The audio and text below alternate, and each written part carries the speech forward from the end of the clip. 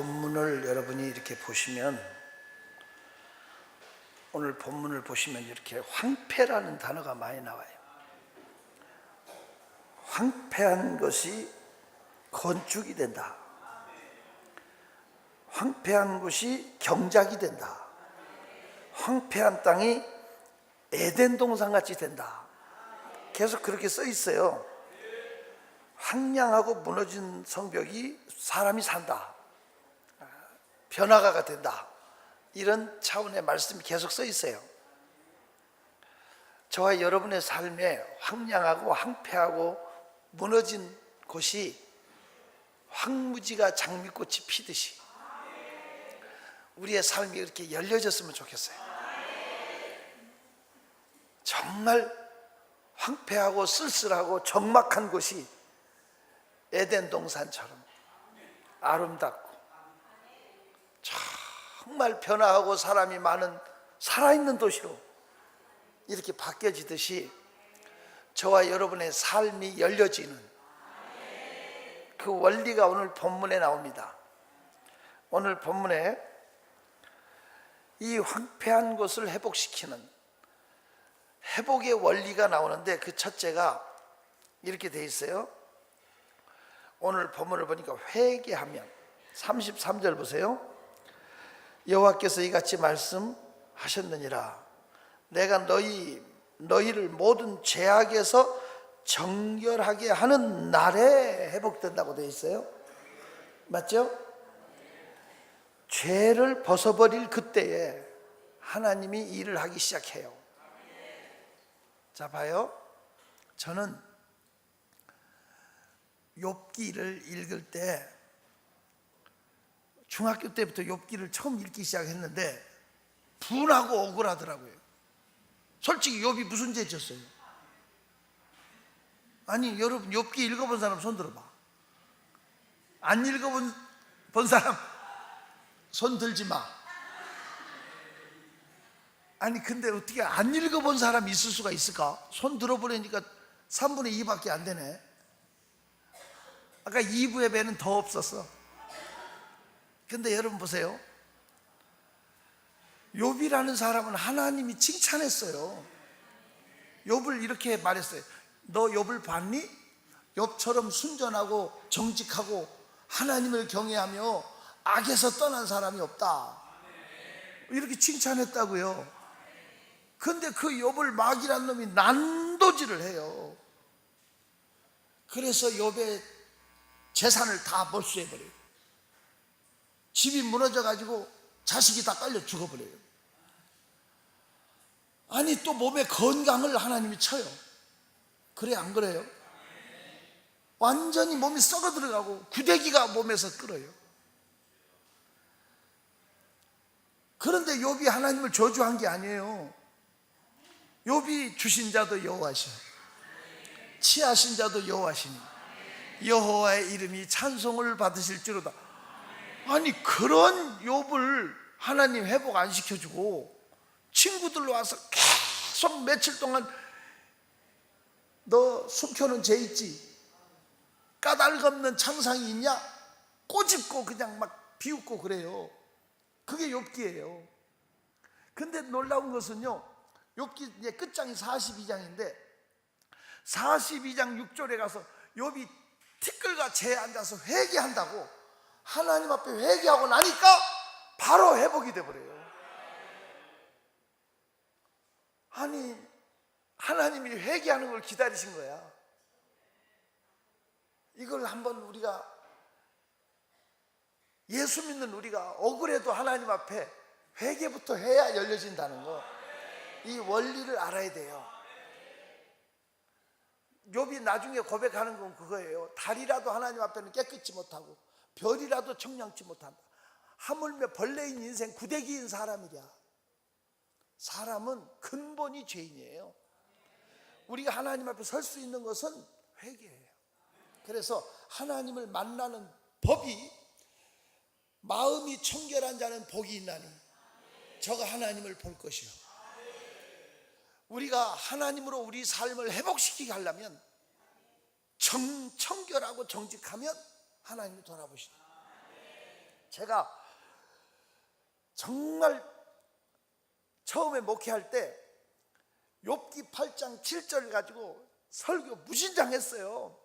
개업식 하는 데마다 가서 액자도 내 시작은 미약하였으나 내 나중은 심히 장대하리라, 다 그 액자를 갖다 걸어주고 그 설교를 했어요. 근데 며칠 안 돼서 무너져요. 얼마 안 돼서 망해버려요. 그러니까 제가 상당히 갈등을 느꼈어요. 아니 하나님, 열심히 기도해 줬는데 왜 망해요? 이걸 제가 깨닫는데 시간이 오래 걸렸어요. 부끄러웠어요. 나중에 성경을 자세히 보니까 껍데기만 전했지 알곡을 안 전했더라고. 알맹이를 빼놓고 껍데기만 전해준 거예요. 내 시작은 미약하였으나 내 나중은 심히 장대하리라, 이게 중요한 게 아니라 그 앞에 너 하나님 부지런히 찾아라, 그리고 청결하고 깨끗해라.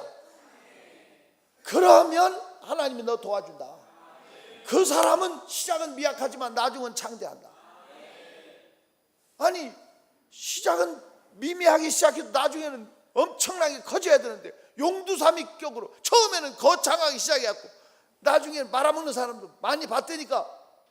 그래서 제가 회개하고 그 다음부터는 그거 안 하고 욥기 8장 한번 펴봐요. 욥기 8장 7절 한번 읽어봐요. 제가 이걸로만 설교를 했거든. 읽어, 시작.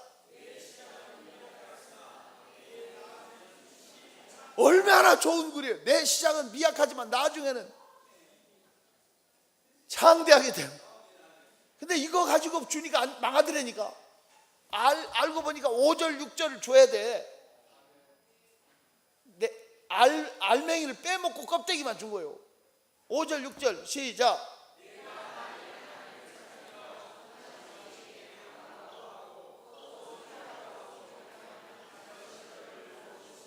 그거예요. 그거 부지런히 하나님을 찾게 하되 청결하고 정직하면 하나님이 돌보시는 거예요. 여러분, 요단이 갈라졌습니다. 여리고가 무너졌습니다. 하나님께서 이스라엘 백성을 가나안으로 입지시키고 회복시킬 때 그들에게 요구하는 게 뭐예요? 정결케 해라. 그러면 하나님이 내일 이맘때에 기적을 행하실 것이다. 정결 의식을 행하게 만들어. 여호수아 3장 5절에 먼저 하나님이 정결케 해라. 그러면 요단을 갈라준다. 이게 중요한 거예요. 오늘 회개할 때 하나님이 역사하세요. 우리 하나님 전에 이렇게 오셔서 그냥 가지 말고요, 안 풀리고 답답하고 힘들고 어렵거든 회개해. 아니 욥도 회개했다니까요. 옆에 사람 얘기해. 욥도 회개했더래요. 한번 해봐. 뜨래요. 이게 저기 강원도 말인 것 같더라고. 강원. 그랬더래요. 그러더라고. 아무튼 욥도 회개했어요. 회개하면 욥처럼 회복될 거예요. 황폐한 땅이, 적막한 땅이, 무너진 땅이 다시 세워질 거예요. 두 번째 회복의 원리가 뭐냐 하면, 오늘 본문을 다시 봐요. 에스겔 36장을 보는 거예요. 회복하려면 말씀을 붙잡으세요. 뭐를 붙잡아요? 여러분 33장에 보니까 주 여호와께서 이같이 뭐 하시느니라, 말씀하시느니라 돼 있죠. 37절에 주 여호와께서 이같이 뭐 하느니라, 말씀하시느니라 그렇게 돼 있죠. 36절 끝에 봐요. 여호와가 말하였으니 이루리라. 여호와가 말하였으니 이루리라. 끝까지 우리는 뭐를 붙잡고 나가야 돼? 꿈을 붙잡고 환상을 붙잡고 아니요, 어떤 표적이나 징조를 붙잡고 이거 아니에요. 우리는 뭘 붙잡고? 말씀을 붙잡고. 우리가 아브라함을 믿음의 조상이라고 하는데 창세기 12장에 본토 친척 아비 집을 떠나라고 그랬는데 창세기 12장 4절에 보니까 이에 아브라함이 여호와의 말씀을 쫓아갔고, 롯도 그렇게 갔다고 써 있어요. 말씀 따라가면 열려지는 거예요. 저와 여러분의 삶이 말씀을 따라가는 삶.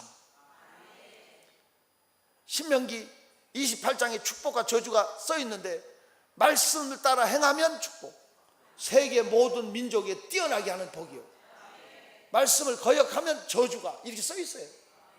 우리의 삶의 원리는 말씀 따라 행하는 거예요. 우리 기도원에 어떤 분이 오셔갖고 나 이번에 하나님 만나고 와야 돼요, 하나님 보여달라고, 그냥 하나님 보여주세요, 만나주세요, 맨날 산에 가서도. 여보시오, 하나님 직접 보면 죽어, 내 말. 이사야가 성전에 가서 스랍들 가운데 모셔선 하나님을 보고 이사야 6장에 화로다 나는 이제 죽었구나 외쳤죠. 그들은 알았죠. 그리고 우리 하나님은 영이기 때문에 눈으로 보이고 손으로 만지는 분이 아니라 하나님을 보여달라고 헛소리 하지 말라고 그랬어요. 하나님은 말씀으로 보여주는 거예요. 말씀으로 만나는 거다. 요한복음 1장 1절 펴요. 요한복음 1장 1절. 태초에 뭐가 있었다? 이 말씀이 누구랑 함께 있었다? 이 말씀이 육신으로 나타나신 분은 예수고, 말씀으로 하나님이 지금 우리에게 임하시는 거죠. 1절 읽어, 시작.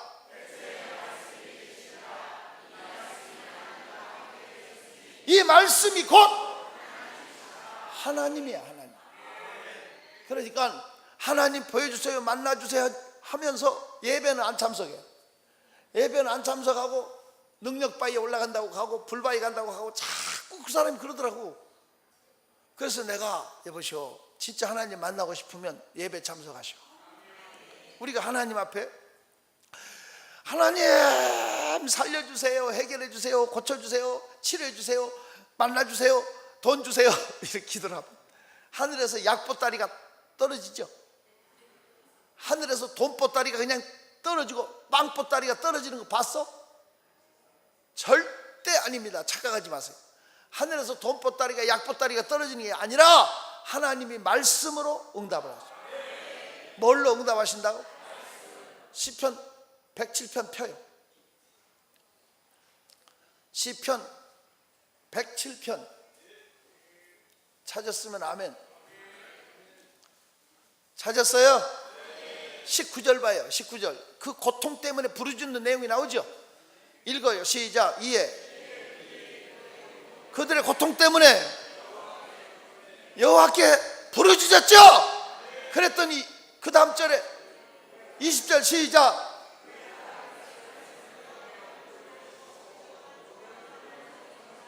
뭘로 응답해? 말씀으로. 할렐루야. 20절만 더 크게 시작. 뭐를 보내어 고치신다? 그러니까 말씀이 믿어지면 역사가 일어나는 거예요. 말씀을 보내요. 부족한 종을 이 자리에 세우셔서 여러분에게 말씀을 보내는 거예요. 말씀을 전파하게 만드는 거예요. 그래서 듣는 자는 살아나리라. 존경하는 성도 여러분, 괴롭고 힘들어도 말씀 받읍시다. 말씀을 붙잡읍시다. 말씀 따라갑시다. 그리하면 열려지게 돼 있어요. 이 바울 사도가 말씀에 사로잡혀서 밤새도록 전했다고 돼 있는데, 제가 사도행전을 읽다가 그래, 나도 바울 사도처럼 말씀에 사로잡히게 하옵소서. 늘 제 속으로 그런 기도를 해요. 말씀. 그죠? 이렇게 제가 부흥사역을 지금 36년째 7년째 하고 있는데, 한국교회에 보면 아주 뭐 종말론, 은사집회 뭘로 하면 반짝 뜨던 사람들이 금방 없어지고 자꾸 사라져. 그런데 보니까 말씀 집회 하신 분들은 끝까지 가. 제가 그걸 보면서 나는 어떻게 하든지 말씀 집회를 해야 되겠다. 누가 뭐라 해도 저는 말씀 전하고 뭐 은사 무슨 하면 나 은사 모른다고, 기도해달라고, 나한테 기도받으면 더 아프다고, 그리고 도망 나버려요. 말씀만 전하는 그런 일을 해왔어요. 근데 하나님께서는 진짜 주의 은혜로 저렇게 이렇게 농론하게 하나님 역사하신 거예요. 진짜 말씀을 전하면 말씀 붙잡고 하면 역사가 일어나는 거예요. 집회를 갔는데 교회 엘리베이터 안에서 어떤 분이, 잘생긴 분이, 목사님 너무너무 감사해요. 목사님 때문에 저 살았어요. 언제 나 만났어요? 지난번 맨 앞에 머리 빡빡 없이 앉아있는 사람 왜 머리 빡빡이고 앉아있었어요? 그때 암으로 제가 그랬잖아요. 근데 어떻게 살았어요? 아니 말씀 믿고 살았어요 목사님. 그래서 제가 살아서 이렇게 왔잖아요. 그래 저는 만져준 적도 없는데 말씀 붙잡고 치료받았다. 말씀을 듣는데 그냥 심장이 대로 앉아버려요. 이제 20년 넘게 심장 판막 협심증으로 고생했는데 이제 죽었다고 병원에 갔는데 심장이 치료가 돼버렸더니, 말씀을 듣는 중에 힘줄이 끊어진 게 붙었다고 벌떡 뛰어서 일어났고, 말씀을 듣는 중에 이런 역사를 제가 수없이 보면서, 야, 말씀이 하나님이다. 오늘 또 이 자리에서 말씀을 믿어지면 사는 거예요. 제가 광주 극동방송, 제가 자꾸 오라고 해서 가요. 녹음실에 가서. 그럼 뭐 이렇게 PD도 누구도 다 뭐 선물 준비하고 봉투 준비해서 기도받고 뭐 이렇게 하는 거야. 왜? 그 지사장 되는 분이, 그 국장님이 아버지도 간으로 돌아가시고, 형님도 간암으로 돌아가시고, 자기도 간암으로 사형 선고받고 우리 기도원에 1월 1일 날 왔다는 거야. 그런데 말씀을 믿어지더라는 거예요. 저는 몰라, 기억도 못하는데 그래 치료받고, 내가 죽지 않고 살아서 여호와의 행사를 선포하리로다. 여호와께서 나를 심히 경책하셔서도 죽음에는 붙이지 않았다. 시편 한번 펴봐요. 118편. 이걸 이분이 이 말씀 붙잡고 살았다고 붓글씨로 잘 쓰는 분 찾아가서 또 받아가지고 액자로 해가지고 국장실에 걸어놓고, 자기 집에도 걸어놓고, 들어가면서 나가면서 말씀 붙잡고 간증하고 있는데 얼마나 은혜가 되는. 한번 읽어요. 시작. 시편 118편 17절 읽어요. 시작.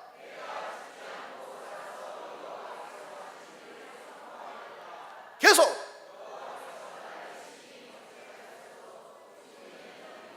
아니 지금 50도 안 돼 보이더라고. 멀쩡하고 젊은 분이 잘생기셨어요. 멋있어요. 말씀 붙잡고 살았다고. 목사님 서울 쪽에서는 언제 부흥회 하세요? 왜요? 자기 친구가 또 그런 병에 걸렸는데 목사님 찾아가게 하려고요. 아무나 찾아오면 안 된다고. 말씀이 믿어지면 하나님 역사하는 거예요. 존경하는 성도 여러분, 우리 삶 회복은 오늘 본문을 잘 기억하세요. 33절에 주 여호와께서 이같이 말씀하시느니라. 36절에 나 여호와가 말하였으니 이루리라. 37절에도 여호와께서 이같이 또 말씀하셨으니 이루리라. 이것이 원리예요. 말씀 붙잡을 때 회복될 줄로 믿습니다. 세 번째, 회복의 원리가, 세 번째는 따라합시다. 그래도 기도해라. 더 크게, 그래도 기도해라. 그래도 뭐 해요? 자, 37절 다 같이 시작. 주 여호와께서 이같이 말씀하셨느니라. 그래도 이스라엘 족속이 이같이 자기들에게 이루어주기를 내게 구하여야 할지라 내가 그들의 수요를 양떼같이 많아지게 하리라. 여러분 번성하기를 원하십니까? 열려지기를 원합니까? 그래도 부르짖어 기도해야 돼요. 그래도 뭐는 해라? 기도해야죠. 존경하는 성도 여러분, 그래도 기도합시다. 제가 미국의 카터 대통령 고향 교회를 철없이 찾아간 사람이요. 왜냐하면 미국 리전트에 가서 공부하러 다닐 때가 있었는데, 미국에서 또 현지에서 오신 목사님들 중에 한 분이 카터하고 찍은 사진을 보여주는 거야. 근데 그분이 덩치가 좋거든. 덩치가 좋은데 카터하고 이렇게 어깨동무하고 사진을 찍었는데 어른하고 애기하고 찍은 것 같아. 그렇게 우리가 보는 카터가 실물을 보니까 거구더라고. 그분도 거구인데 이렇게 찍었더라고. 근데 이분이 자기하고 카터하고 친구래. 그러니까 내가 그러냐고 그랬더니 그 사람 나간 다음에 다른 분이 저 새끼 사기꾼이네. 아니 왜 그랬더니, 카터는 고향교회만 가면 목사님들이 오시면 누구든지 다 같이 사진 찍어준대. 거기 영접부장이래. 한번 가보자고. 그래서 거기를 이제 주말에 한번 찾아간 거야. 주일날만 가면 그분은 어떤 일 있어도 주일날은 미국에 있으면 자기 교회 와서 예배 드린다는 거야. 근데 우리가 갔는데 없어. 안 계셔. 왜? 아프리카 신방 갔대. 순방.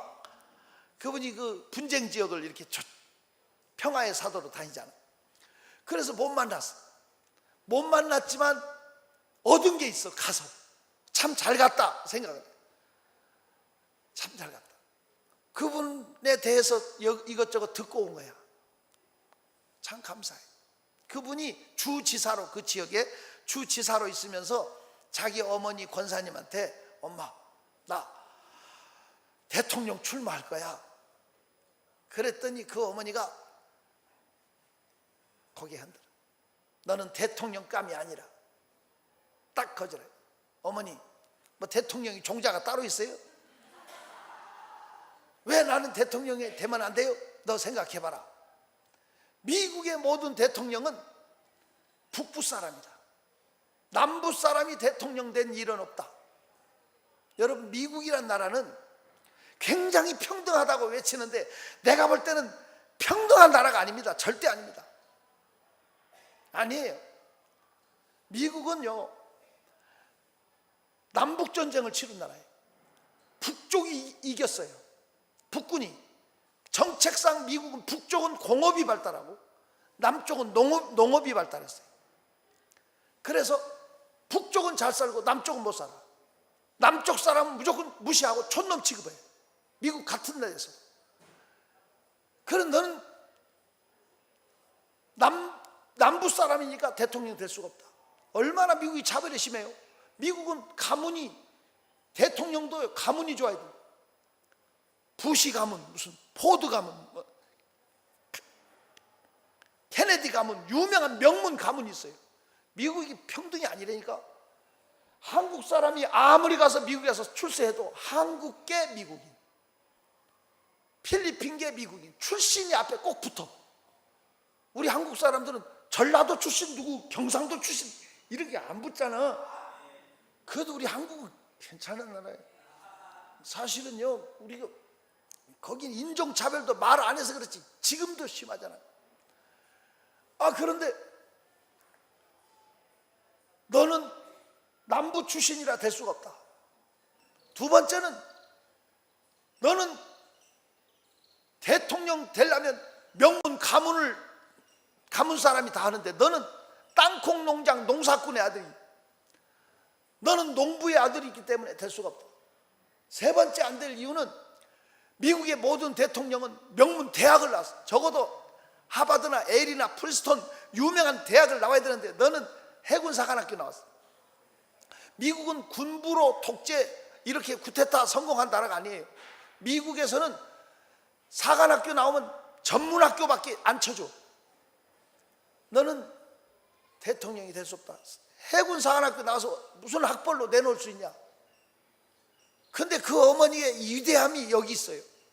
그래도 네가 꼭 대통령이 돼야 되겠거든.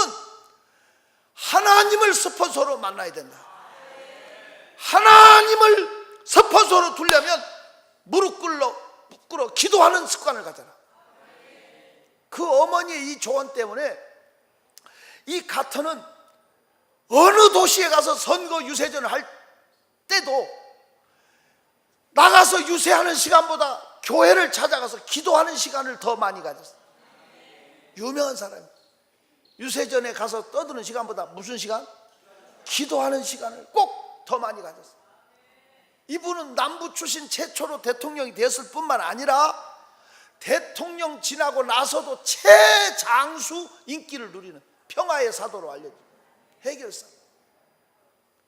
그렇습니다.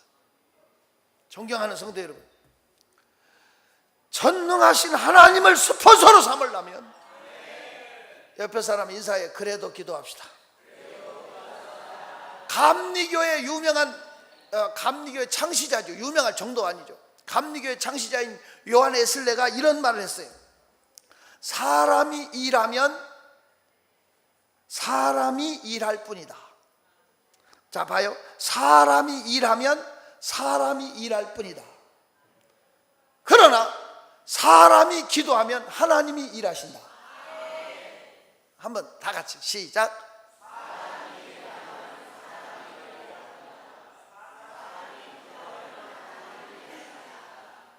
천재네.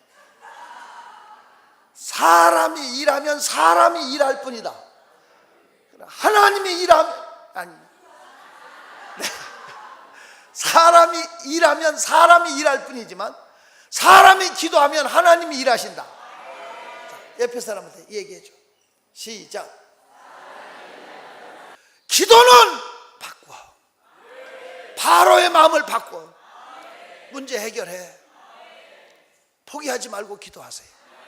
오늘 성경은 그래도 구하여야 할지라. 왜 기도 안 하냐고. 도대체 왜 기도 안 하냐고. 뭐가 잘났기 때문에 기도 안 하냐고. 기도하지 않는 것보다 더 큰 교만은 없어요. 목사가 기도는 원장인데 왜 기도 안 해요? 기도는 오라고 해야 오고 자발적으로 기도하러 가면 얼마나 좋아. 그래도 어제 우리 장로님들이 한 타스가 왔으니 아무튼 기도로 억지로라도. 다른 데서 오신 분들이 음식 해가지고 왔는데 우리 장로님들이 오시니까 서로 힘이 되잖아요. 힘이. 존경하는 성도 여러분, 회복하는 길은 회개할 때 하나님이 일하십니다. 말씀을 붙잡고 나갈 때 하나님이 일하십니다. 그래도 기도하면 하나님이 일하십니다. 황폐한 땅이 열려져서 건축되어지고, 오늘 본문에 맞죠? 황폐한 땅이 건축되어진다고 써있죠. 황폐한 땅이 또 경작된다고 써있죠. 황폐한 땅이 33절에 건축된다고 써있어요. 34절에 경작된다고 써있어요. 35절에 황폐한 땅이 에덴 동산같이 된다고 써있어요. 그렇게 우리 인생이 열려지기를 주의 이름으로 축원합니다.